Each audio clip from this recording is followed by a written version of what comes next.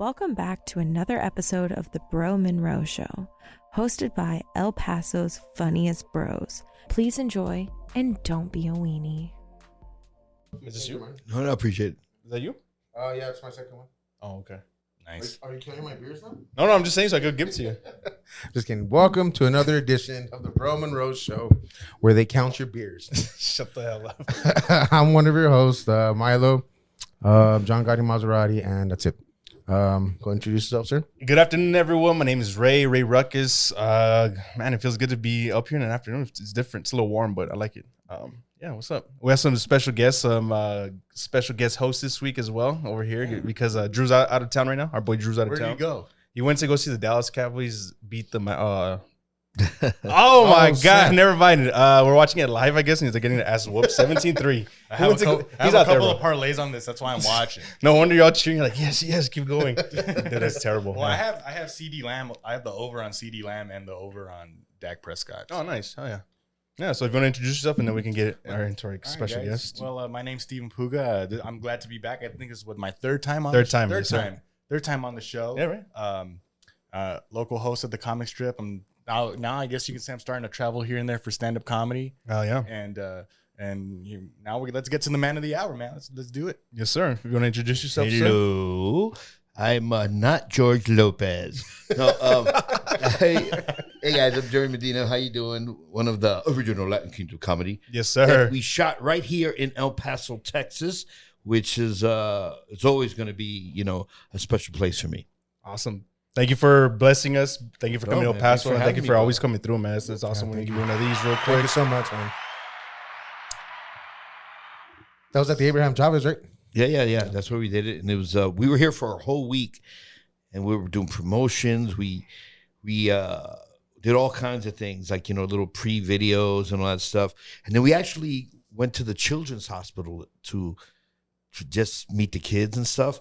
And each one of us took time, like a turn to go to. Oh, we got to go to the bathroom just to cry our eyes out, and then to come back, because these poor little kids, man, walking around with an IV, shaved heads because of their, being in chemo, actually, right? And a lot of them were terminally ill, man, and it was just heartbreaking, which is weird, doing a comedy special and then dealing or meeting children that are, terminally ill. It just brings you to perspective. Yeah, definitely. Sounds really humbling, man.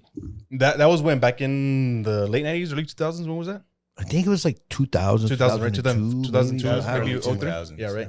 And so that was before even the children's hospital was around. That's crazy. It's funny. I know I told this story on KLAQ the other day when there's some dude, and this is how iconic that comedy special is that Joey's on. People still, every time he comes into El Paso, people bring the DVD for him to sign it. Dude, I saw it. I saw it on Thursday. Yeah. Some dude came in and you were saying, I was like, what the hell? And sometimes it's a blank DVD and it's bootlegged. And I'm like, They'll swap. I know, I always sign it. You owe me $20, Joey Medina. That's awesome. No, but yeah, you got down on Thursday, man. I was out there. We were supporting. You guys got down with all the stuff, the fresh material that I was watching. I mean, it was a great, thing. Great turnout for a Thursday, I would say. Yeah. That crowd was pretty turned up. I have like this running joke with all the hosts at the comic strip because there's like 6 or 7 of us and we all take turns. And for some reason, like I always get the shitty Thursdays, bro. Like it never fails, man. Like Stretch will get a good Thursday. Tony C will get a good Thursday. Julian Luetta would get an awesome Thursday. And I think when I host, it's maybe 15 people. On Thursday, it had to be Thursday. It was almost full. The room was almost full. So Yeah. The people were out there ready to party. It was a good I think time. Thursday was actually so far our best show, our best crowd. I think. Oh, so. nice. Yeah, even better than Friday and Saturday. Wow. Yeah, yesterday we had the second show. Yesterday wasn't bad. Oh no, we only had we had 2 shows Yeah, yesterday. was 2. Second show yesterday wasn't bad, but Thursday was I still think it's one of my favorite shows of the week anyway. That's awesome. That's cool. Huh? I'm glad that I was in the crowd. There you go. Yeah. No, otherwise, if you would have been to like a shitty show, you'd be like, "Nah, we could cancel Joey." We would have canceled Joey. We don't. You're an OG, bro. You're a legend, and that's why we You're literally an OG, man. Hey, you're an OG. You're a veterano, man. Way. Now, so that's why we wanted to have you on here and just have the OG presence on here. Awesome. I wanted to ask you, like we typically do all of our guests. come ready with a party story, wild story, anything you want to do is icebreaker. Just as long as you can change names, but it's got to be real. And I mean, you could have say your brother heard it and told you about it. You could say that story too. Anything wild like that. I'm pretty sure you got a few. I have. So you want a comedy story? You want a life story? What? Because I've lived a long time, so I've got a lot of stories. Let's start with life, and then we can get into comedy story. Can we do 2? Yeah, Huh? Let's do that. Well, life stories. Let's see. The first road threesome I ever had was here in El Paso. So, Dude, you did talk about that on Thursday. Yeah. So that's not let's a talk about secret. that. Let's talk about that. That was fun. It just crazily happened. Like I've had so many here that now I don't remember which one is which. But, when I first started doing stand-up comedy, and I was so much younger, man. I think I was like 27. So yeah, it was on, dude. And back then, Bart, the owner of the comedy club, didn't have a hotel. We had like a condo, an apartment. So people were it was like an orgy, man. People were just going in there, and everybody was banging everybody, knocking on doors. Okay, I'll tell you a funny story. There was 3 bedrooms at the condo, and one day, I'm not going to mention names, but the opening act, believe it or not, was banging some girl in his room. And then me and I think I was the feature act at that time, and me and the headliner were just watching TV in the living room, and then her friend comes, and her friend is wearing a Walgreens, clothes, like her uniform or whatever, her outfit. And she's like, is Lisa here? Or whatever her name was. And she was like, oh yeah, she's in a room with our friend. So we go there and we knock on the door, and we hear them banging, right? And she's like, oh my God, she's such a slut. I can't believe she's here. She's doing that. Now, all of a sudden, I don't know how it happened, but me and the other guy have our dicks out, and she's jerking both of us like she's jerking us off the way Trump dances with his arms like that. You know what I mean? Doing that jerking off motion. And so she's jerking, and we're like, yeah, man, that's fucked up, bro. She's such a slut. Yeah, I can't believe she's doing that, and she's jerking us off, and we're just being a slut herself. Me and him and look at each other like, all right, fuck it. Oh yeah, nice. And Bart's got to bring back the condo, bro. He does, bro. He does. I know it's fun, man. Maybe we can host the show from there, dude. Fuck, man. Yeah, that was awesome. Yeah, right after the show, man, we would go partying and bring girls back to the condo, and it was fun. Nice. Back in the good old days. What part of town was that? Do you know more or less or no? It was probably on the west side, right? West side, I'm thinking. No, yeah, it was on the west side, right? Yeah, the west I mean, side. if you came back, if you were a feature back then, the club was probably off of. Oh, that's right. It wasn't on the west side. That's right. I forgot. The OG comics. Yeah, the OG one. Yeah, I actually started. Yeah, it was amazing. I actually started as an opener, and then I worked my way to feature and then the headliner. Oh wow, That's cool. Oh yeah, dude. But it's those were the days. Now, I'm much older, and I would like to do that again. But I'll be like, yeah, it's past 7:30, man. Just scratch my back. You know what I mean? Just put me to sleep. I just want to go to sleep. Just give me some little love and shit, just a little bit. Nice little hug and some rocking. spanking and tickle. Send me a nude pic so I could jerk off in the morning when I wake up. With that morning wood and shit. Hell yeah, dude. Nice. So where are you residing now? Because you're from New York originally, right? Originally, I'm from Queens? New York in the Bronx. Oh, Bronx, my yeah, bad. and then, but I live in LA now. So Okay. yeah.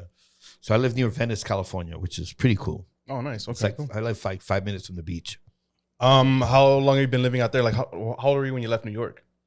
I was 19 when I left New York. I was 19 years old. I moved to Tucson, Arizona to become a professional boxer. And I did that. And then, tried a couple other things, did this, that. And then I got into comedy, man. And, early on I decided, okay, I'm probably going to move because I wanted to be a road comic. That's what I want to do. So I'll probably move to Texas because that way I'll be in the middle of the country and I could just travel everywhere. And then I decided, well, let me try to see if I could really make it in show business. So I moved to LA and that was it, man. I moved to LA with like $500, bro. That was it. Damn. And then I remember when I got there, my car broke down and I needed that $500 to fix my car. And then I just got this agent picked me up to do these shows for military shows. And that's what saved me. I'm like, oh, thank God, I got some money now. And that was it. Damn. So when you went to LA, you had no friends, no family, just went out there and just said, fuck, I want to try it Yeah, out. I mean, I knew a couple people. I knew some comics. Okay. And stuff. There was a guy named Gilbert Esquivel that helped me a lot. I stayed with him a few times, and he's really funny dude. He's an OG too, and he's been doing it forever. And he took me in a little bit. So, but you work your way. You help each other out. You help each other out and whatever. And I was real lucky. I was very fortunate. But then, I was always working. I was always hustling. I was always on the road too, which a lot of comics in LA stay just in LA. But I wanted to make a living. So I wanted to, because when you stay in LA, all you could really do to make money is either go on the road. But if you're going to stay in LA, you have to act. And even though I tried acting, I like acting. I am an actor, but acting's not my thing. Acting, like on the totem pole of show business, all the things that I love to do, acting is probably on the bottom. Oh, wow. Yeah. Wow, that's crazy. Oh, thanks for the insight on that, man. That's pretty cool. Yeah. That's beautiful, man. Well, I mean, do you play music? Do you play any musical instruments? No, I wish, dude. I kind of was fucking around with congas for a while. Oh, nice. Yeah, and then my girlfriend made me sell them. Hey, there's no room there. Shit all over the place. Shut the fuck up, bitch. I have to pay the rent. But anyway. Yeah, so I ended up selling them. But yeah, but I don't play. I wish I played music because fucking I would love to play music. And nobody throws their panties at comedians. They always throw them at the fucking drummer, the guitar player, never the tuba guy either. But anyway, just the gay guys throw their underwear to the tuba guy. But yeah, dude, I would love to play a musical instrument. You know what I mean? It's fucking, because that would be dope. Because I think comedians and musicians are a lot alike. We have the same kind of lifestyle. You know what I mean? And we're also the kind of people that. Musicians and comedians are the only ones that'll work on their day off. They'll work for free. You know what I mean? We'll go. A comedian and a musician will go to a club, and somebody go, "Hey man, you want to hit the stage? You want to play? Yeah, man, I'll jump on the stage. Right? We'll jump on the stage to do a joke. Musicians will jump on the stage and grab the guitar and play for free, just because we're artists. That's what you have to do. And a lot of people don't understand that, But that's like I'll do comedy. Even if I was a billionaire, I would still do comedy. Wow. That's cool. But I'll do comedy with a, fuck everybody attitude. But that's it. Hell yeah. Nice. I like that. I think it's for the love of it, right? For the love of the art, for the passion of it. Yeah. That's beautiful. That's hilarious. So let me ask you, Joey, I want to ask you, how did the Latin Kings of Comedy come to be? Like, how did that happen? Like, what was the... Well, what happened was... No, okay, so there was the original Kings of Comedy, right, with the black guys. Yeah. And Paul Rodriguez had an idea... we're going to try to do something similar, And then, so it was actually him, George, and I think Mencia. And then there was Alex Ramundo and I, which we were kind of just really the opening acts for them, right? And then some things happened. But the way the story I heard was Carlos Mencia was doing his own gig one day, and he was on a radio show, and he was talking shit about Paul. Oh, no. Damn. Damn. Paul said, well, fuck it, he's out. Boom, abracadabra, right? Damn. Gone. And then, so we're doing the tour, and we were doing the tour before it was called the Latin Kings of Comedy. And I don't know what we called it, I forgot. But somehow they were trying to make it the Latin Kings of Comedy. So the term Kings of Comedy is owned by a guy named Walter Latham. And so in order to call anything Kings of Comedy, you got to get licensed through him, right? So when we shot it here at El Paso, which was the set was beautiful and everything, he came down and Paramount Pictures came down because Paramount Pictures owned the Kings of Comedy too. So the show wasn't called Latin Kings of Comedy.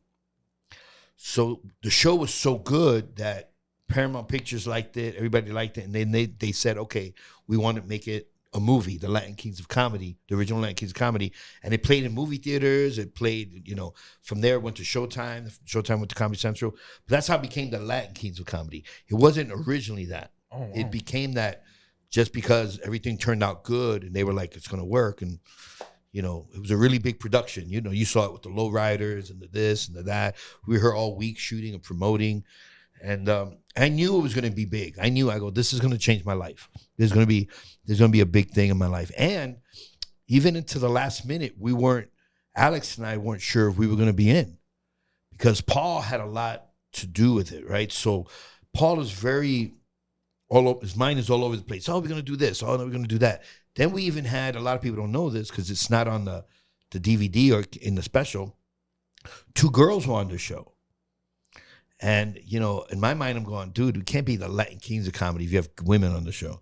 And then we heard, well, Paul's going to keep whoever does the best, right? So it was just, I guess, Alex and I. So we stayed on the show, and it became the Kings of Comedy, and anyway, that's the way it went. But it wasn't as smooth as I wish it would have been. You know, my productions, because I'm also a filmmaker, would have been a lot more smoother. In what aspect? Can you talk about that or no? Yeah, that kind of thing. It's like, you know, Paul would change his mind every 5 minutes about, okay, we're going to do this. Oh, no, now we're going to do that. Oh, we'll do that. And it's like, when you're doing a production, you can't have that, because if you have that, that's chaos and nothing is ever going to plan out. It's the equivalent, because I always say making a film is the equivalent of building a house. Once you have a blueprint and you go, okay, you're like, okay, this is what we're going to go with. You can't, I mean, you could do little changes, but you can't be like, oh, you don't know, fuck it. Let's put the bathroom here instead of here. Like, no, we already did all the piping. We can't change it. It's now that's more for a standard film, but any production is like that. And I'm not like saying anything negative about Paul. It was just, he has that habit where he does that. So it was making things a little difficult for me. You know what I mean? So I, nervous. Yeah. Am I going to be on the shoot? Am I not going to be on it? This, that, and the other thing. And, but it all turned out great, as you saw. So obviously maybe whatever he was doing was working. So. Okay. Cool, man. So when they asked you to come, to the Plaza, I think, was it the Plaza Theater? Abraham Chavez? No. He did a. Oh, okay. He came back, what, 2 years ago or a year? Oh, okay. My bad. The Latin Kings of Comedy, but it was like, oh yeah, Paul was there and Johnny Sanchez was there and a couple of other guys. Yeah, it was. I call it the cover band. Like it was. Paul has. We were doing some Latin Kings of Comedy tour, but the only Latin Kings really was Paul and I, right? And then Alex when he was on it. But he would bring other guys in. But it was funny because like the other comics would be like, yeah, I'm one of the Latin Kings of Comedy. I'm like, no, you're not. You're like the cover band, dude. You don't count. You know what I mean? Like, just because Adam Lampert is singing with Queen, he's not fucking a queen, bro. You know what I mean? Yeah. He's not. He's just covering it. So that's the way I see it. But yeah, we did that theater and that was fun. And the name it's still Latin Kings of Comedy is still one of the biggest comedy groups or whatever you want to call it in history. It is. I wish I would have made a residuals, man. I would have been rich from that. Damn. But it helped my career, dude. I was doing casinos and theaters, and I went from making $1,500 a show to $10,000 a show. Damn. Like that overnight. And I'm like, I'll take it. Hell yeah. That's awesome. So yeah, that was fun. That's cool, man. That's cool. So going back to I guess your earlier days, how did you get started in boxing? At what age, and how did you make that part of your life? Boxing has always been. I think it came from a couple of things. I think when I saw the movie Rocky when I was a little kid. Okay. Right. I also would watch. Back then, boxing was on television because there's only 3 channels, right? So boxing was always on TV, and Muhammad Ali would always fight and everything. So I would always watch boxing. When I was 7 years old, my aunt bought me a pair of boxing gloves, and I would box my friends, but I only had one pair, so they would have one glove, I'll have the other one. We were like, sword fighting with gloves, and then it's just something that totally sparked in me when I saw it. So when I was in 7th grade, I saw a kid in my class or in my school with a shirt that said Morris Park Boxing Club. And I'm like, what? Is that? Because I used to rent a book at the library, not rent. I would take a book out about boxing just to read it and just to look at the pictures. And, so I was always fascinated by boxing. I always wanted to be a boxer. And then I saw that shirt. So he told me where it was. I went I think that Sunday or whatever. It was closed. I go up to the door. I pushed, it had like the little mail slot. I push it in. I'm looking inside. I'm looking at an actual ring and bags. And I could smell the sweat, and I'm like, holy shit, this is real. All the stuff that I see like on TV and in books, like I'm looking at it right now. So I went the next day when it was open, and the guy tells me, it's like $5 a month to join. And I'm like, I don't have any money. So he goes, all right, just clean up. You can train for free. And that's what I did, man. And that's my boxing career that's the way it started. That's cool, man. Picking up spit. Spit and sweat and all that. Yeah, all that shit. And this was back in New York? Yeah, back in the Okay, Bronx. cool. Yeah. How old you said 9? Said he was in the 7th grade. In the middle 7th school, you grade? said? Yeah, I was probably. I literally started boxing on my 13th birthday. Oh wow. Yeah, on that same day I turned 13 was the first day I went back to the gym, and I had my first boxing match 11 days later, which was stupid. I got my ass kicked by a guy named Charlie Canella, I think was his name. Charlie Canella, little Italian kid from the Bronx, beat my ass because I knew he was already boxing and I didn't know anything. And I'm like, hey, you want to fight? I'm like, yeah, okay. Damn. I go in there like, bah, and my family were there like, Joey, and I'm just getting my ass kicked. Had a bloody nose. I was so, but you know what? I didn't give up. I'm like, I want to keep going. You know, I should have fought him again. I would have beat him, but it's all right. How many matches did you have before you turned? Did you ever go professional? You did, right? Yeah, I became professional. So before then, how many amateur fights did you have? Probably about 57. Oh wow. Yeah, amateur fights. Had a lot. I What- was in what the ab- Golden Gloves twice and everything. Okay. I won the Junior Olympics. I won something else called the Kid Gloves, which is like the Golden Gloves. Yeah, and I even fought in the Dominican Republic as an amateur. Oh wow. Yeah, I went there and we had a match and it was fun, man. Boxing was great. I love boxing this very day. You know, I appreciate all the other sports, and I used to play football too, but boxing is the shit. Boxing, you know, I love. And I like, you know, people want to always compare it to MMA, and it's like It's not it's the like same. apples and oranges, two different sports. Yeah.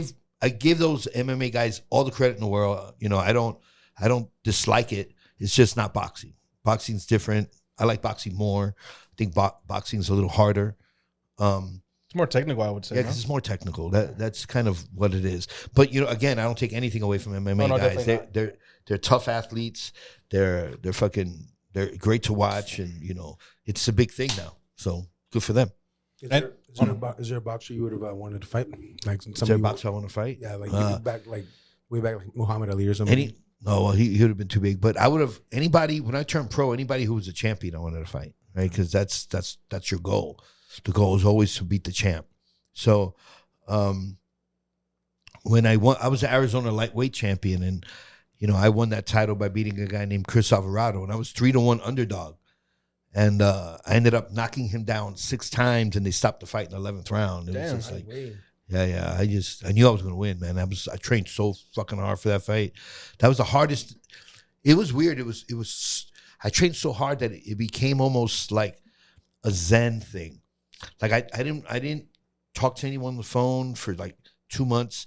I didn't watch television. I would go to bed early.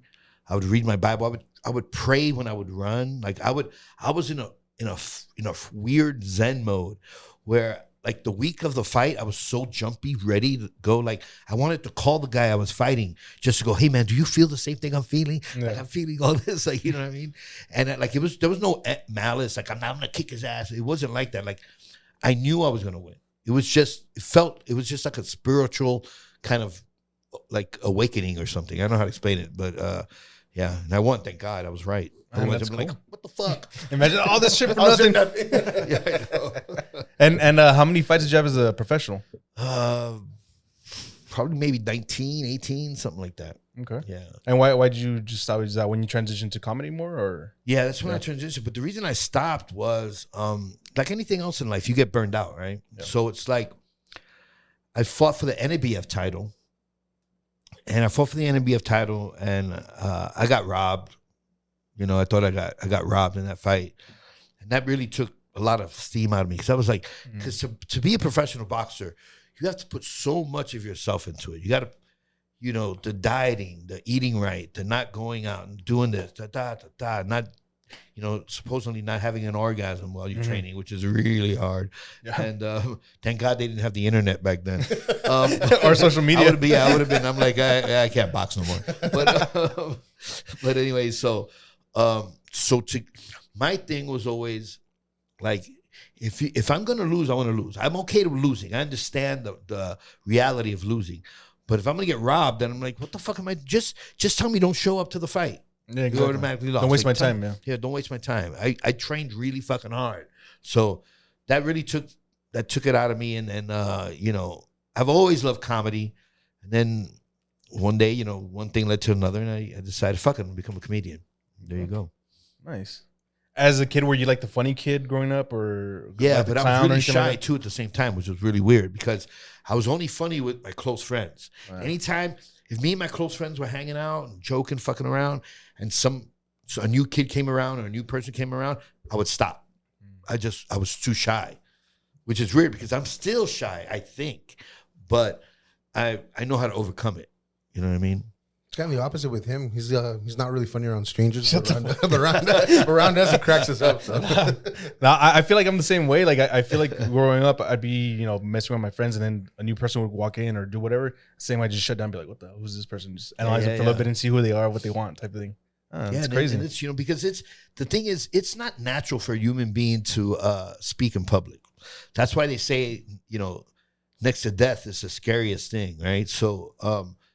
And it's true. And there are times that I still get nervous. I get nervous when I work at a new comedy club. I'll get nervous when I do a gig that's not a normal gig, like a corporate event, right? Or someone hires me to, perform in their backyard, right? Or whatever. Anytime it's a little awkward, it throws me off. And it's like, okay, I'm a little more nervous because now it's like, imagine, okay, I'm used to boxing. I'm boxing. But now they're going to go, okay, I want you to box, but I want you to do it on the sand. It's a little different. Like, okay, now even though you're doing the same thing, the environment is different. So you're not used to it. That's all that is. But you just gotta. I've been doing comedy 32 years, so I use the experience I have, and I'm like, okay, I'll do this. I'll slow down. I'll try it this way. I'll do this, and see what works. And then I'm really good at if something's not working, switch it real fast and just go to something else. Just like boxing. Boxing and comedy is very much alike. Wow. Yeah, because it's basically like a one-on-one. You're not part of a team. Quote unquote. You're not out there performing well. It's just you and the crowd. It's you versus your opponent. And that's what people don't realize. Your opponent. Yeah. And something you said about like the team is I always tell people, and like even all the people that are listening right now, if you have a son or even a daughter now, I would put them into boxing because they learn individuality. A lot of kids who are playing team sports, which is great too. I have nothing against team sports, but they learn how to do things as a team all the time. They're part of a team. They're not making individual decisions, the way a boxer would, right? And then also, if you're playing baseball, you're playing all these sports, you can still drink, you can still get high, you can still fuck around, right? Yeah. But you're a boxer, you do that, yeah, you can still do that, but you're going to get your ass kicked, and you know that, right? So if you're a boxer and you're taking it serious, whether you're male, female, man, you train better, you eat better. You're like, I don't want to hang out, I got to go to bed. I run in the morning. I need to do this, and it makes you. Boxing becomes like a surrogate parent for single mothers. If you're a single mom and you got a son, put his little ass in boxing, because if he doesn't like it, then obviously don't let he doesn't have to. She shouldn't do it. But if he likes it, that'll become your son's father. Because that's what happened to me. Okay. Wow. That's really cool that you put that in that light, in that perspective, because like you said, I'm a deep motherfucker, bro. I'm deep, son. I'm deep, son. I like that. No, because working as a team, you depend on others, and you're like, okay, let me slack off a little bit. Let me do this. Let me do that. And like you said, you can't. If you're gonna be training, you're not gonna want to drink. You're not gonna want to smoke. Versus team, you know how it is. Yeah, team sport, you can do what the fuck you want, right? It doesn't even matter. But boxing is very strict. I remember when I think I was 16, might have been 15 or 16. I don't know. I got a hickey from some chick, and I went to the gym and I showed it off. I couldn't wait to show it off to all my friends, right? Like, oh, check out my hickey, right? Check out my hickey. And then my trainer saw it, and he said, "What the fuck?" He goes, "Get the fuck out! Don't come back till that's gone." And for 3 days, man, I couldn't go back to the gym, which was killing me. And I never got a hickey that anyone could see later after that. You learned your lesson. And to me, I don't even know why. Like, I'm like, what does that have to do with boxing, right? But I didn't care, man. I'm like, if he doesn't want me to go back to the gym because of that, I'll never get another hickey again in my neck. Damn. So there goes that. It's a life lesson, man. Yeah, but as a comic, anybody who wants to give me a hickey is cool. Échale. Nice. So, where has been some of the weirdest spots have you performed comedy? I thought you were gonna say have sex. I was like in the ass. No. Weirdest spots I've ever done comedy. Oh shit, there's a lot. Just anything that come off your top of the head. Well, I've done military gigs where they were literally, I'm standing outdoors. There's no lights. They had to put like Humvees or whatever to give me lights. And one time I did a military base where the microphone was connected to the speaker, and I was holding the speaker with one hand and the microphone with the other hand. It was like those little toy things, like you know what I mean, like for kids. And so I'm turning. When I turned one way, the other people to my other side couldn't hear me, and when I turned the other way, and it was just, it was in Japan, and I'm like, oh fuck! I flew all the way here for the shitty bar gig, on a base with a microphone and a speaker that I have to hold on to. I'm like, oh well, it is what it is, Yeah, that's insane. Wow. I've done good gigs too, that when I say good, they paid a lot of money and it was beautiful, but the gig was horrible because like people didn't speak English, and I'm like, I did a show one time where they paid me $7,500 for one show, and it was in Malibu, and there was a bunch of surgeons, and it had money, man. They had like those ice sculptures where they pour vodka in it and it comes down, it comes out the mouth or whatever. And I'm thinking, man, this place is great. Hardly anyone spoke English well anyway. And nobody laughed. For an hour, dude, I was on stage. I had to do an hour and nobody laughed. And had a girlfriend there and I was just going, hey, you got any ideas? Like, wow. Dude, I was bombing. I bombed. Like, it was a boxing match. They stopped the fight. They stopped the fight on me. And you know, the only one laughing was this 14-year-old boy. Of course. And I found out later the reason I got the gig was his father. He made his father hire me because he was a fan of mine. Oh, so that's wow. how I got the gig. No way. So I remember his father, who's I guess another surgeon. He brings me into the office. He's like this with a disappointed look, and he's got a checkbook. Goes, all right, so what do I owe you? I'm like, $7,500. Like, hey man, it ain't my fault. These fuckers don't speak English. You know what I mean? So I'm like, I wish I was a juggler. If I could juggle, at least I could entertain people that don't speak English. But wow, I bet that kid had the time of his life though, man. Oh, he did. He was laughing. Yeah, I don't know man. if he was laughing because he liked my jokes, or he was laughing because he was watching me get killed. Like I was dying a horrible death on that stage. But that's hilarious. It's awesome. Yeah, dude. All kinds of shit happened. Oh, another time. One time, Tucson. They flew me to Tucson to perform for a group of they were homicide survivors, and meaning they had family members that were killed in a homicide, and they were the survivors of them. Okay. Which is a weird event, right? Yeah, it is. So I'm late. I missed my flight. Everything. I get there at the end of whatever else was happening during this meeting or convention, right?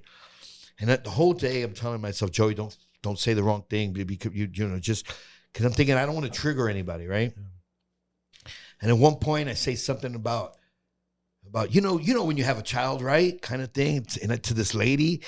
And then as I said that, I'm like, oh, I think I might have fucked up. She goes, my daughter just was killed. I'm like, oh, fuck, man. I'm like, this day can't get any worse. I'm like, that would happen. So I had her kicked out. I'm like, fuck that. I'm not gonna fuck with my show. Get the fuck out of here. Fuck with my show, woman. Get that bitch out of here. Oh, you're not gonna kill my show. I go, if anybody else wants to talk about their dead kid, get the fuck out of here with her. No, you're not going to murder my show. Oh, shit. Just because your daughter was murdered, you're not going to murder my show. Yeah, that's right. Hey, just because she's dead, I don't have to die up here. Fuck. Fucking brutal.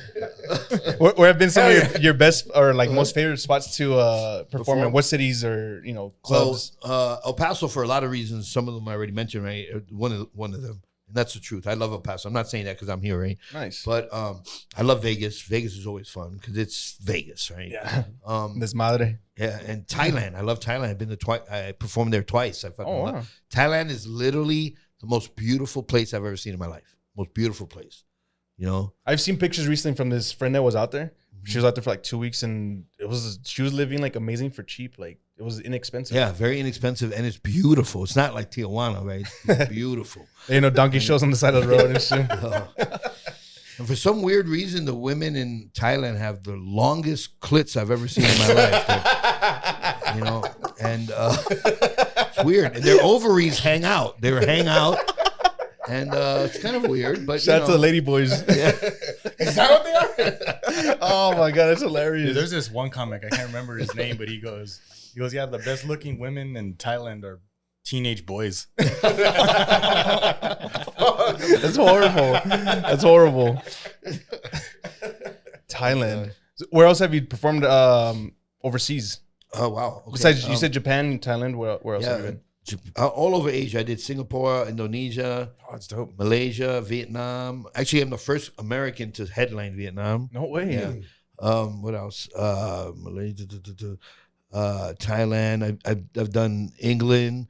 I've done Croatia. I've done Portugal, Turkey, Spain, Italy. Fuck, a bunch of places. That's cool. And like the Costa Rica. Costa Rica. Yeah. Nice. The language barrier doesn't like mess anything up with the crowd or No, anything. a lot of people, especially like places like Singapore and Malaysia, bro, they speak perfect English. Okay. And But did they get the references and stuff? yeah, because everyone watches American television and YouTube now. okay. Right? Okay. Before YouTube, I think it was harder. Okay. But still, you have to be careful. You have to, some people, like I have a joke where the tagline is light and gas. They don't use that terminology in nowhere else but in America, right? So you have things like that. You have to be careful not to use those kind of terminologies. And then, you do a little research. That's all. You do a little research and then everywhere in the world, we do jokes about our in-laws. We do jokes about wives, about children. Sex jokes are pretty much the same. Universal, pretty much. Yeah. So, it's not difficult at all. I've been to Canada a few times as well, other parts of Europe, but it's I love it, man. It's fun. And those are the challenges when you do those kind of gigs, but it's you live and learn, you figure out how to do it. So yeah, like basically like as a Latino, you have to like cater to your audience basically, or Well, yeah, you kind of cater to your audience the way if you were hosting a party, you would cater to your audience, right? If you're having a bunch of young people coming over, you're gonna have beer, right? If you're having older, sophisticated people, you're gonna have some wine, you're gonna have some drinks. That's the way. So on the stage, you kind of do the same thing. You if it's a more older, rigid kind of crowd, I'll curse less, right? Maybe there's a couple jokes I wouldn't do, and usually I'll know once I start. Oh, I can do my finger banging joke, or I could do that joke, or I probably shouldn't do that joke. You know what I mean? Or I'll find another way to say it.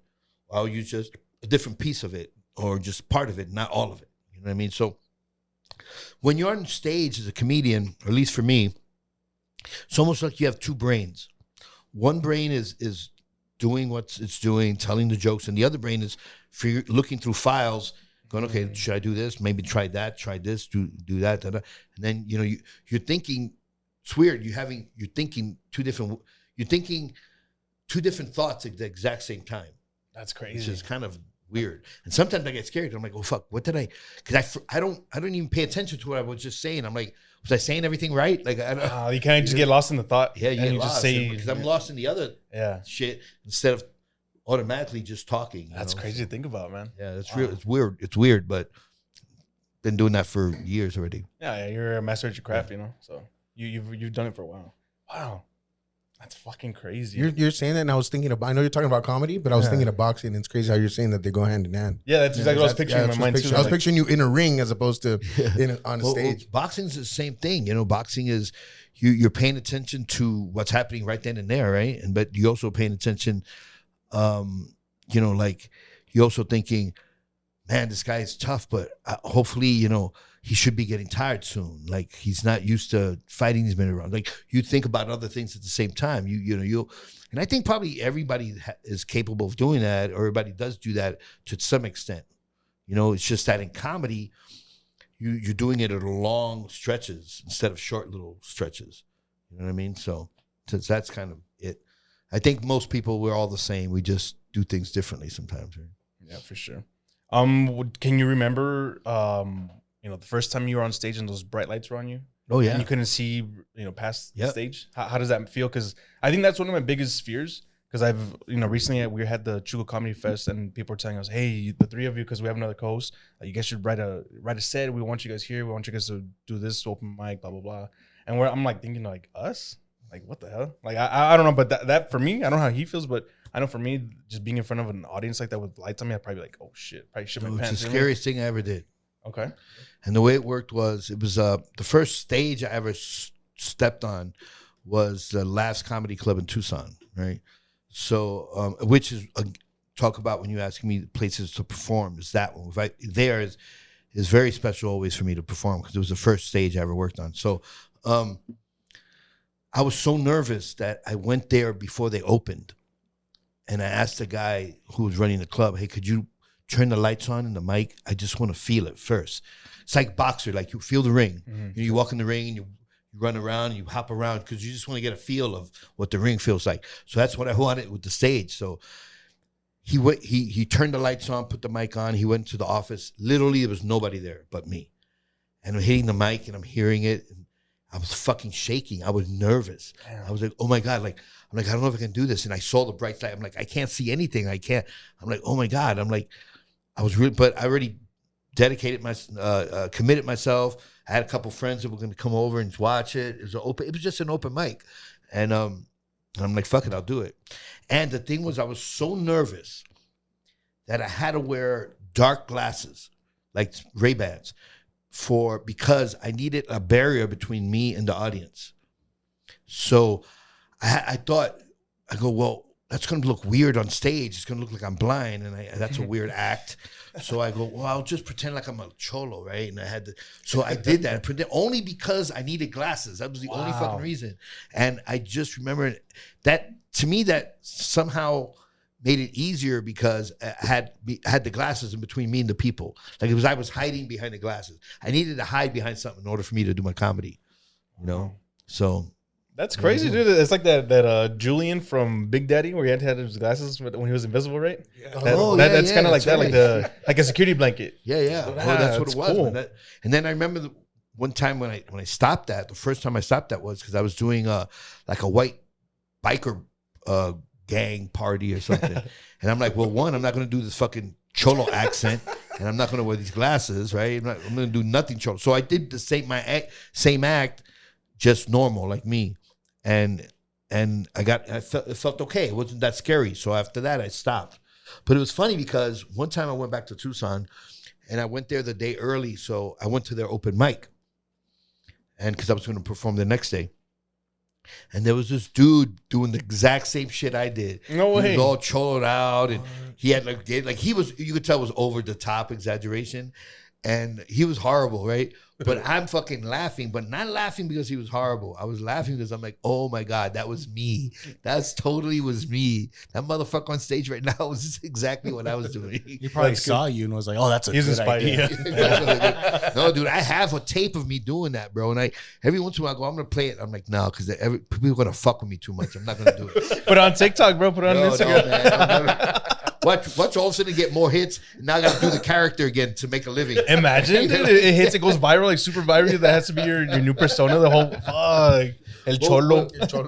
One time I had a friend of mine, a guy named Flip Shorts, who's one of the funniest comics I know, and he had this like comedy party at his house that everybody brought their first tape. And we played it, and we all roasted each other, man. It was fucking hilarious. That's cool. I brought that one. It's not my first one. But it was one of the first, you know. That's so cool. VHS and everything? Yeah, VHS, bro. Nice. Back in the day. That's badass. You know. That's terrifying to me, bro. Like, that's more terrifying than being on stage to me. No, like, I'm not, before I was afraid to bomb. And trust me, I don't like bombing, right? But I'm not afraid of it now. I have to try to figure out why I bomb. To me, that's more important. Because sometimes it really... No, but they always say don't blame the audience, and I agree with that to an extent. But sometimes the audience does suck, and you're like, all right, you know, if the audience is from 1 to 10, and you're used to 10s all the time, sometimes audiences only go to 4, they only go to 5. That's it. That's all they got. That's all the energy they have, and you just have to tell yourself, okay, the 5 is their top. Just live with that and move on. Like, sometimes you're not going to knock out every opponent. Sometimes you're going to win by decision. And you know what? Fuck it, take the decision, man. The win's a win. You know Win's a win. Yes, sir. That's a good way to put it in that perspective. Yo, Steve. where has been one of the worst spots you've bombed Oh, like that you can think of? I mean, well, I've bombed a lot. No, no. Well, when I first started, and then Joey would give. Well, I'll get to that with Joey a little later, but I think I've told this story before. I think the first time I ever bombed, because when I first started stand up, I came out pretty hot. Like I was like riding a pretty good. I got like, I guess you could say, beginner's luck. Mhm. And people were telling me, wait till you bomb, don't get too high. I'm like, that ain't shit, man. And then there was an open mic at Mona, and it was packed, bro. Out of all, dude, there's never like there all these mics that we go to, like there's maybe like just comics or just like one or two people sitting at the bar, and you're there telling your fucking jokes, you know. But I was only doing open mics at Scenics on Fridays. That's where I started, you know, and I was only doing it there, and I got off pretty hot there. And it was, I think it was like a Tuesday or a Wednesday at Mona, and this place was packed to the brim with comics. But what was crazy is there was people in that were there just to watch the show, but it was packed, bro. Like it was like full. Like you could have sworn like a real comedy show was like happening, you know, like a big headliner. Yeah. So I go up there, and I'm brand new, man. Like I don't know shit, you know. And so I go up, and then of course, like my comedy's kind of changed. It's kind of evolved a little bit. And I would just do a bunch of like dark humor death jokes. And yeah, no, dude. Like after I hit my first punchline, it was like quiet. Like you could hear a mouse fart in there, bro. Like, and it tripped me out. And like it was weird because I'm up there bombing, just trying, and all the comics are just looking at me like with a straight face. Damn, that's fucked People up. are like, "What's wrong with him?" You know. And I bailed, bro. Like I was like, "Fuck this." I was supposed to do like maybe like 5 minutes. And I only did like 2.5. No way! You That's just, how bad you it just dipped out. He threw his own towel in. And I was so upset. And I was so mad at myself. And then there was this guy, bless his heart. His name was Ivan Harris. He was a comedian here in El Paso. He passed away about a year ago. Oh man, R.I.P. He saw me and he goes, "Hey man, how long have you been doing stand up?" And I go, "Like 3 months." He goes, "Dude, I couldn't tell. Like you went up there and like you were biting a bunch of bullets, and like it looked like it didn't phase you." And I was like, "No, dude, I fucking got off of there like quicker than a motherfucker." Didn't you see that? He's like, "No, it happens, bro. It happens." And after that, I was just like, you know, that's it, you know. And it was pretty bad. It was pretty embarrassing. It fucked with me the next day. Like the next day, I was like so mad. I was still mad at myself, and I'm very hard on myself, especially when it comes to things like comedy, you know. So like I was just really upset. I think I was upset like the next day, and I think some of the day after, just because it messed with me so bad. I had to get back to Scenics where I got comfortable and started all over again. How long ago was that when you did that Mona show? That was like in the summer of 2021. Oh, it's been a minute. Oh, okay. Yeah, dude.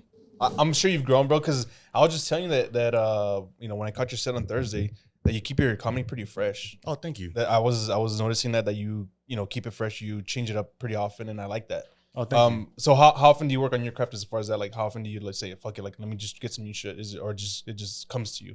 It just comes to me, or like I'll like read the news, or like I try to like talk. I'm not gonna talk about like the mainstream stuff, like like the whole, like for example, like you're not gonna see me on stage talking about P. Diddy and shit like that. You know what I mean? Okay. As funny as it is, Yeah. if you make it funny, Yeah.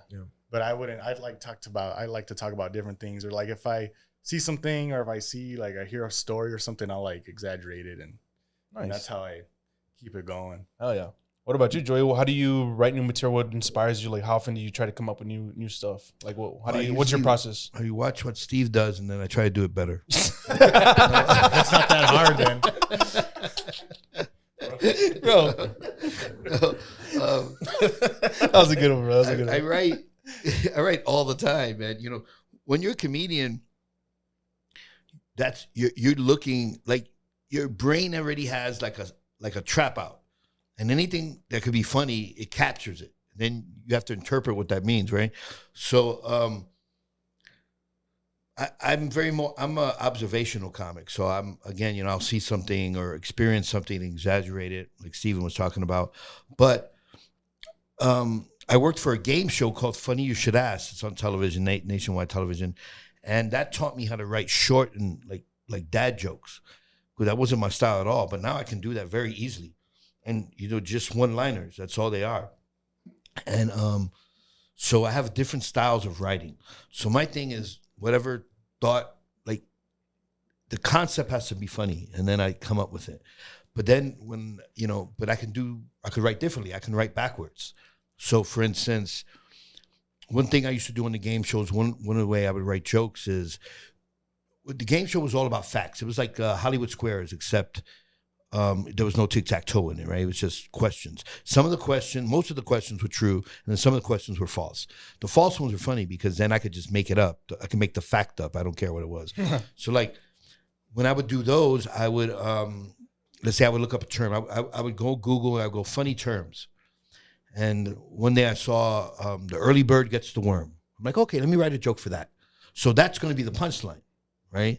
So I put the fact, which, you know, I put, so there would be like true or false. A man in Florida was sunbathing in the nude and was attacked by a seagull on his crotch.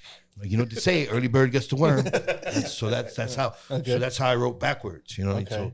So I would do that. There was another time, and I do this. I think you saw this on at my show. There was a fact. I read a fact about. There was this whale. There's a whale. Certain whale holds the world record for holding its breath over 200 minutes. They can hold their breath over 200 minutes, which is fucking a long time. So for the game show, I wrote, it's a question: what mammal holds a world record for holding its breath for over 200 minutes? And then, you know, it's on that one, it was multiple choice. It was whale, turtle, whatever. And then the joke was the gynecologist at the free clinic. You know, which I fucking love that joke. I love that joke. so you know, see that coming. Yeah, that's one of the reasons I love that joke. Some of the jokes, you don't see it coming. And so it's like, there's just different ways. You just have to see it in your mind. You know, and you could write backwards and just, or just do a play on words. Like, again, play on words and also writing backwards. I wrote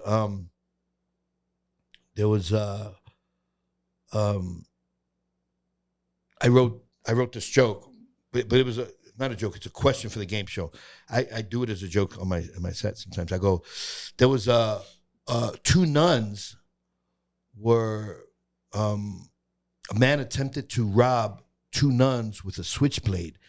They ended up sending him to the hospital, unconscious.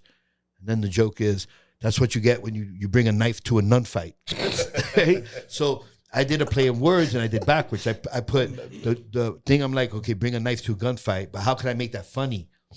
So I go, oh, gun, nun. Oh, okay, I'll write something about nuns, and that's how I just put it together.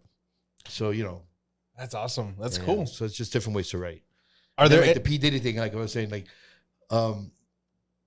like one thing I did it online. I go, hey, but in his defense, I go, Stevie Wonder went to his parties and he said he didn't see anything, and then so that's just stupid. But then I thought of another one that I like, but it's a little awkward, so I don't use it no more. But I go, P. Diddy's son was arrested before him. They arrested him before for the same fucking things. And I want to go, man, I wish I would have been there when they had that father and son birds and the bees talk. Like, what advice did he give his son? You know? All right, mijo. That's true, though. That is true. Yeah, you gotta get 500 bottles of lube. Right? I don't know, like. Bro, the fact that he tried to blame Costco for being down the street, and then and the fact that like 2 days later, a spokesman from Costco came out and said we don't sell to them. We don't have baby oil. Dude, they had to come out and say like we don't associate with Diddy type shit. I thought that was fucking crazy. I thought that was crazy. They sell in bulk, but not that kind of not bulk. Not 1,000 shit. No, I know. Your cousin went dressed as him last night. Dude, I was wondering why he didn't go back blackface, dude. He should just not take the word. Everybody's gonna be like, oh, dude, people are gonna get mad, dude. Everybody's getting a kick out of it. But Everybody's just laughing, dude, that's taking awesome. pictures. That's freaking awesome, Dude, dude. talk about a fall from grace, man. Like that dude was like the shit, and now everyone hates him. Yeah, dude, it's fucking wild. Wild. You know that his personal barber is from El Paso. Yeah. He used to cut my hair, and then He blew up. He opened up his he used to cut my hair for $15 back in like the mid 2000s. His name is Marcus Hatch. He's one of the best barbers of all time from El Paso, went to Americas. And he would cut my hair on Dyer and Van Vieren at Scales Place for $15 on Sundays.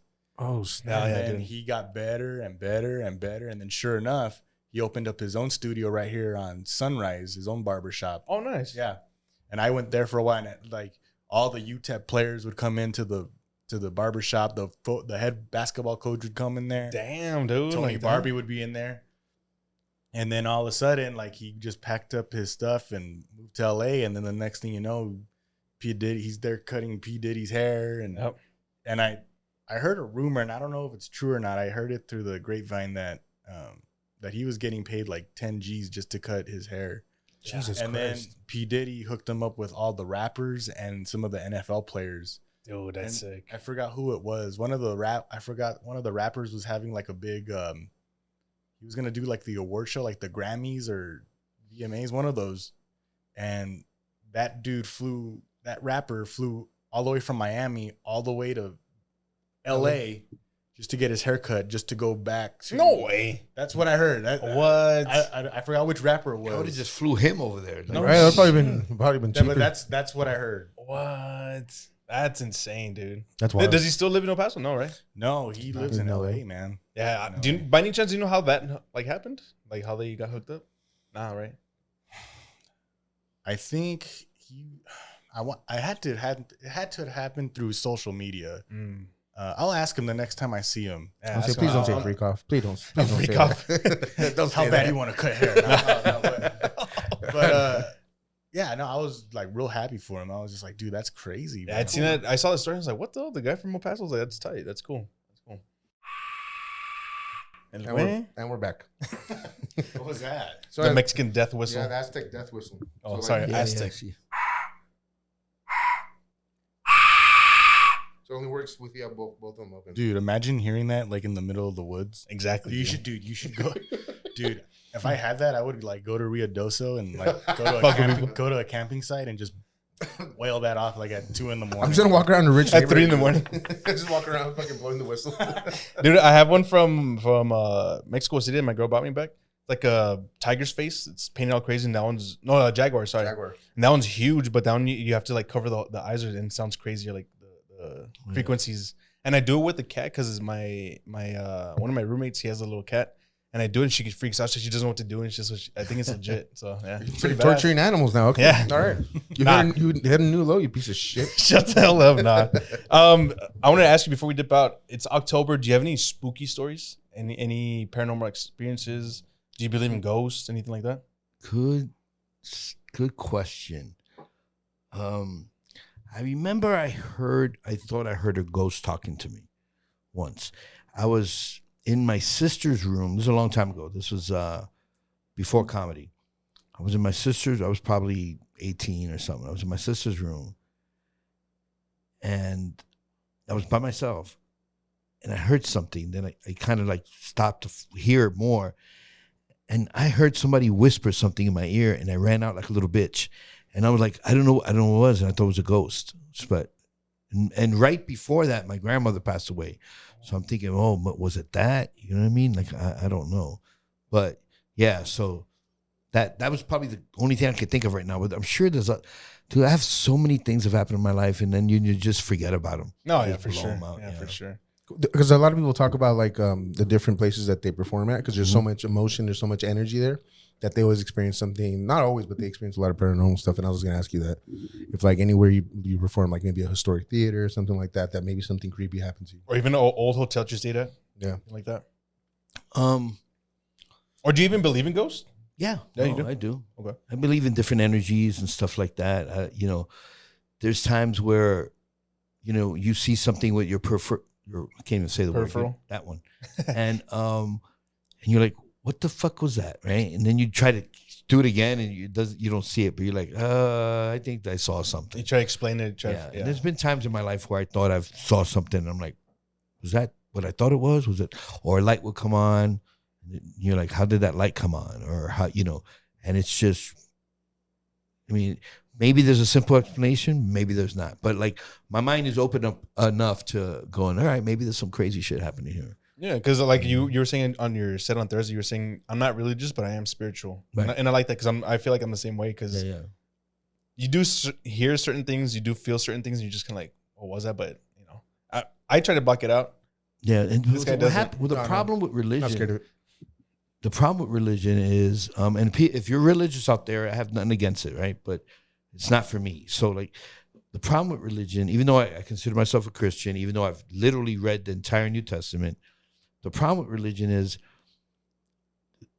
well, one of the problems with religion is it's all guardrails, right? So you're not allowed to think past this guardrail. You're not allowed to go past here. You can't go, well, how about this? How about UFOs? You can't talk about UFOs. It's not in the Bible. Well, kind of. Sometimes there are a couple of things maybe that they do mention it. Like, you know, so it's kind of like,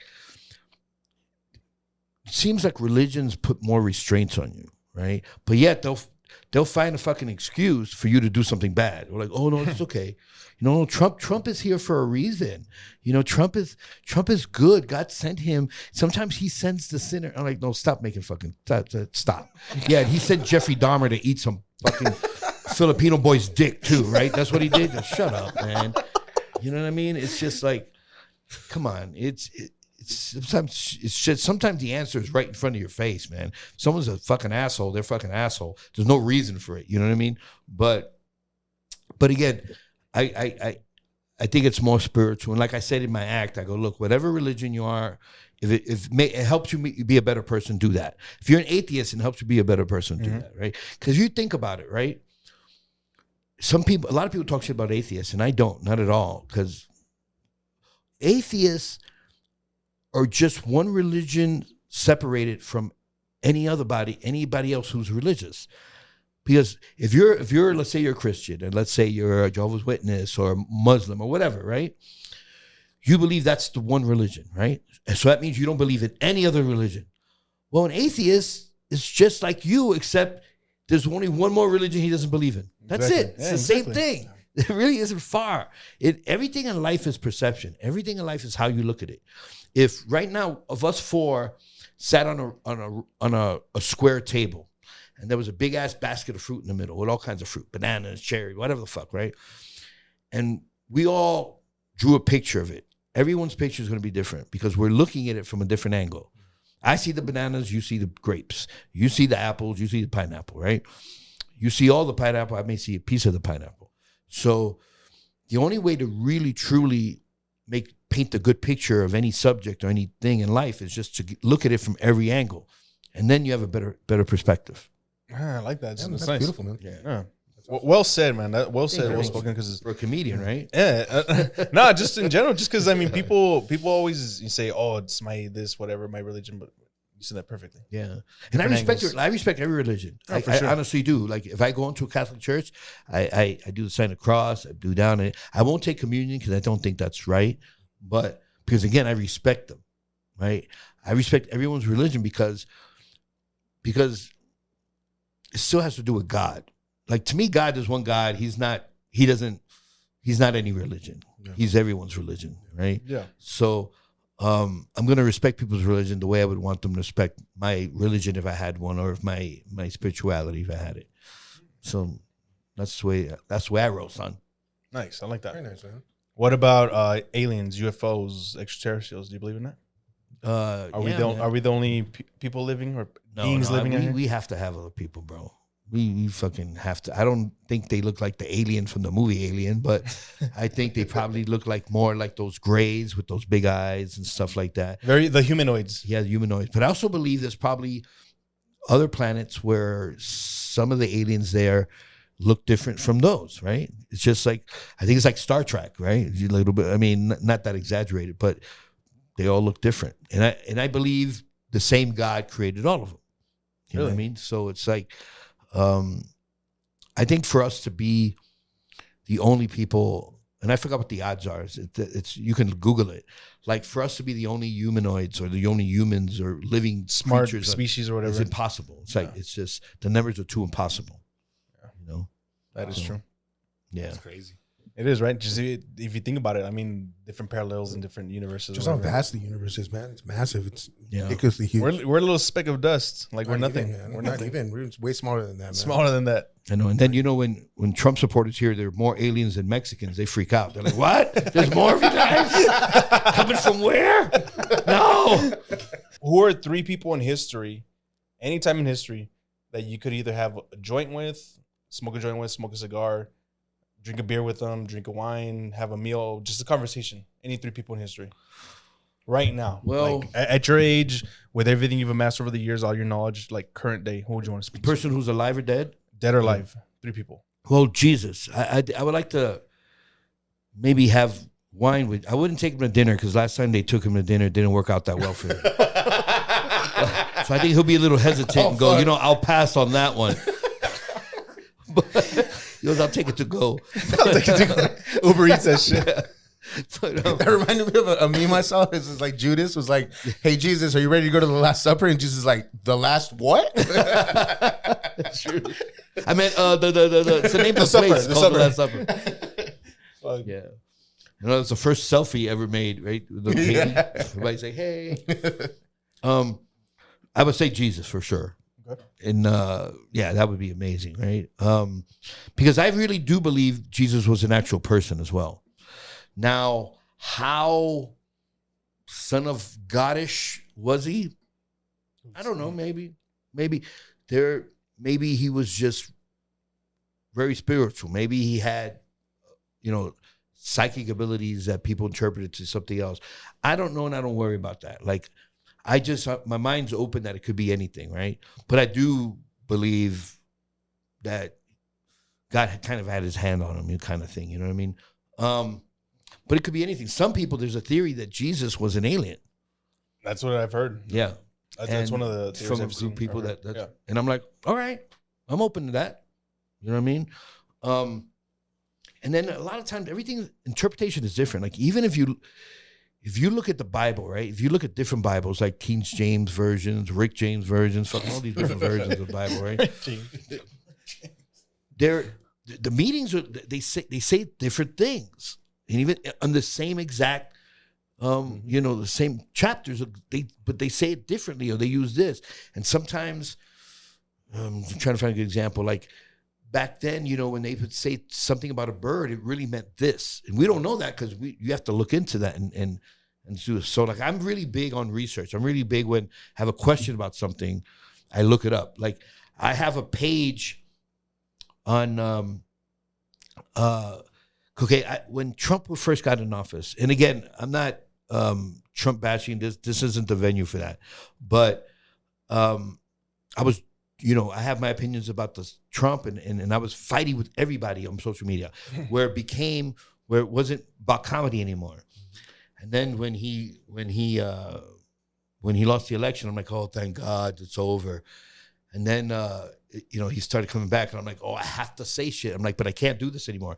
So I started a page on Facebook, and I don't want to mention the page because I don't be connected to that. So that I do all my politics on, and I let people fight. I fight with people, but I don't have to worry about that. It's it's on my own shit where I got to do it all the time and defend myself all the time. Sometimes I don't defend myself and let other people do it. You know what I mean? So I forgot the point I was trying to make, but yeah. So it's just it's just the way people look at things, and it's. There was a point there, but anyway. So the question was, who are the top 3 people you want to either smoke a joint with, have a meal, cigar, whatever? No, you're good. You're good. You said Jesus was one. Jesus was one. Yeah, no, you're good. Trump was 2. I'm just kidding. No, Trump is definitely not 2. I'll do a Last Supper with him if it turns out the same way. Yeah, but let's give him one of these and shit. Yeah, there you go. Fuck that guy. No, but let's see. Muhammad Ali. I actually met him once. Muhammad Ali is the only person I ever got an autograph from. I never asked for an autograph from anyone in this world except Muhammad Ali. Wow. Muhammad Ali, I would love to hang out with him. Where did you meet him, if we can get into that? Madison Square Garden. I was selling programs. I was working there. I was 16 years old, a vendor, right? and program, get your program kind of thing. And he was sitting there with a bunch of people and his wife at the time, and it wasn't even a boxing match; it was a horse show. What You know, the horses do the gay little hopping around and shit, prancing right? around. Yeah, they're like, hi. You know about that, bitch. So he was sitting there, and I feel bad because I talked to him the whole fucking time. I didn't make any money because I got paid on commission. I didn't sell anything. I think I actually gave him a free one, so I probably lost money that day. And then and I feel bad because I'm thinking now, I'm like, oh my God, I must have bugged him because he was trying to watch the show. Instead, he got this little 16-year-old Puerto Rican kid fucking asking him all kinds of questions. So yeah, him. Let's see, one more other person. God damn, this is a good one. If I could bring him back to life, my grandmother. Okay. She died when I was 18. And now that I'm an adult and I'm wiser, and I would love to talk to her again. And I think I will. I think back in, not back, but in the afterlife, I think I will have a chance to talk to her. I think I'm going to have my dog who I love madly, who I will John Wick the hell out of anybody who hurts her. Like, I think in heaven, I'm going to be able to talk to her. We're going to be talking words. And I always tell her, we're going to talk words in heaven, Roxy.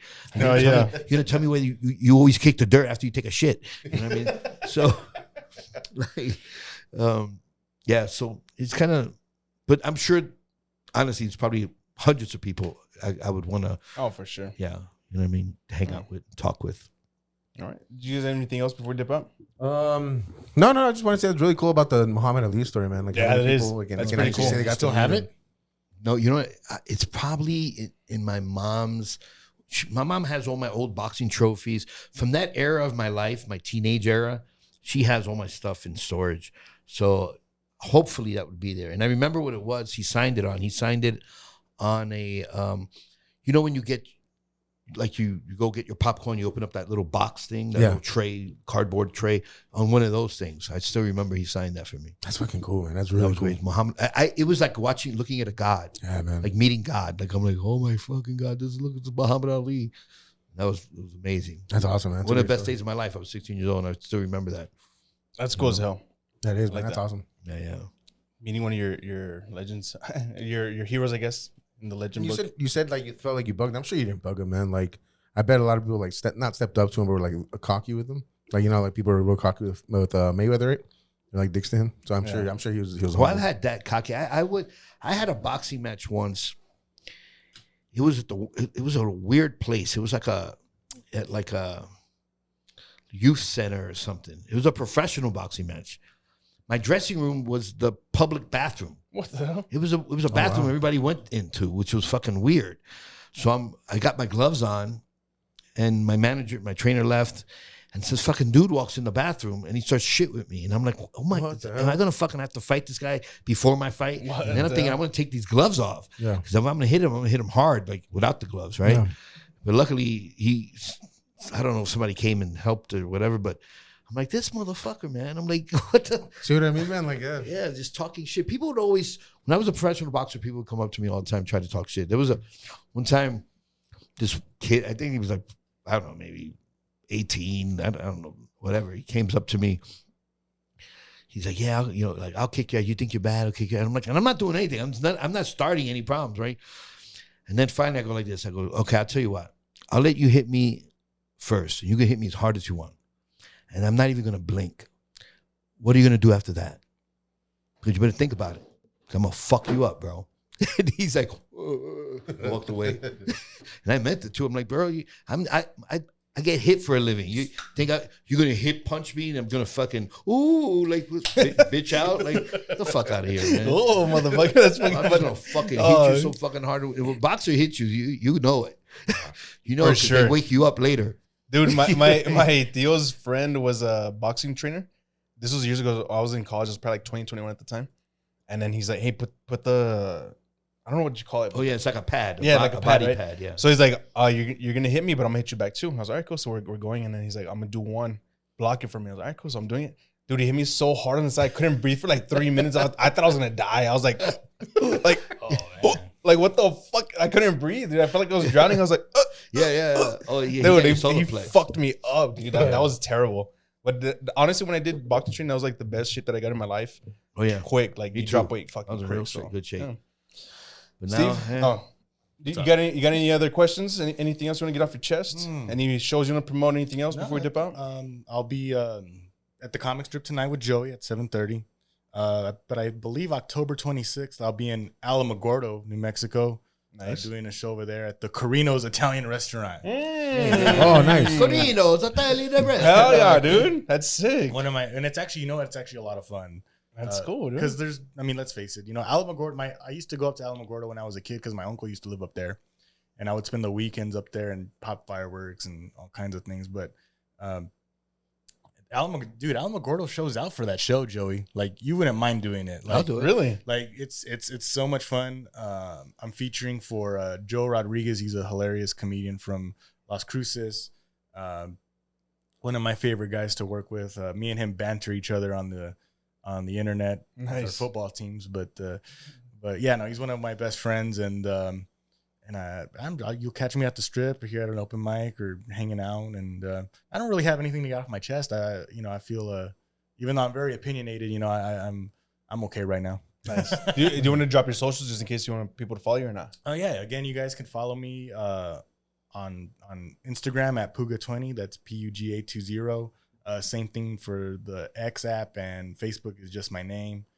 Follow me, and and that's what I need now. And that's the one thing. I guess if you want me to get something on my chest, I just hate how like now I am in comedy, everything's all about the followers now. It's not really about being funny sometimes. It's just people just want to, these clubs and these promoters and all these people want to know how many followers you have. It's not really about how funny you are. It's just, do you have the followers? Can you bring people? Which I understand, it's all a business, but I just feel like I just don't understand or like that part. And I don't know if Joey, you feel the same way or No, yeah, of course. It's whatever.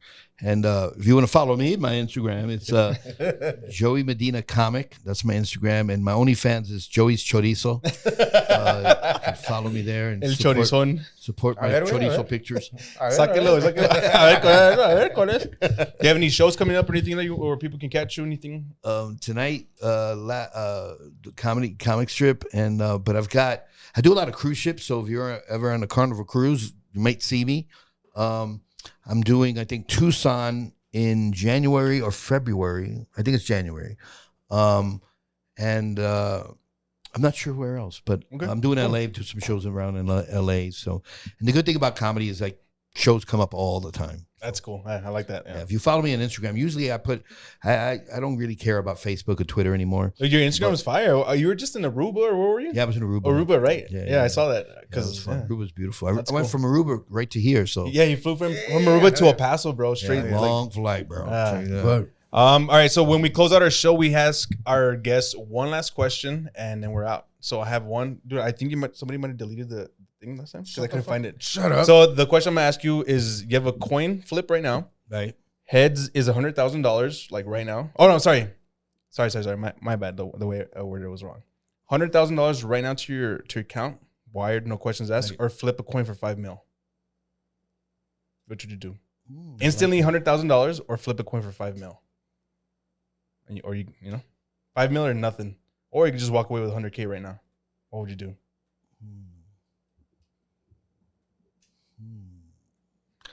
I would flip the coin. Gambling man, I like that. Yeah. All right, cool. I like that. Flip the coin. Anything else?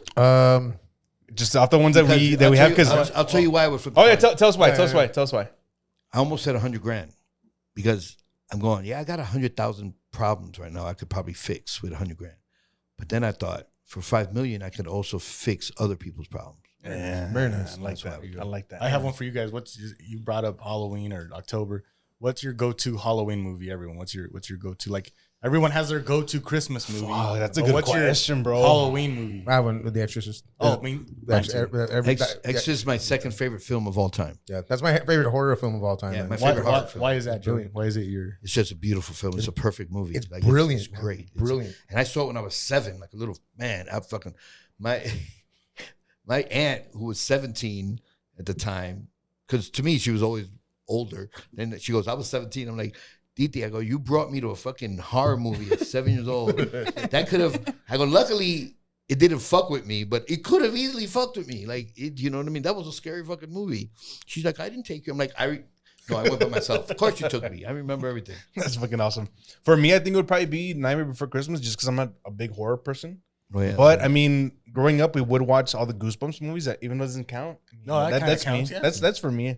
I mean, I thought you say Hocus Pocus because SJP's fucking titties are popping out. That's a good one. Also, I want to give. You know what? I want to give a shout out to Terrifier 3. If you haven't seen it, go see it. You don't need to see the other two. It doesn't fucking matter. They're just bloody and gutty. And dude, it was a really good movie. Nice. I'm gonna watch that shit. It was a good movie. It was bad. It was.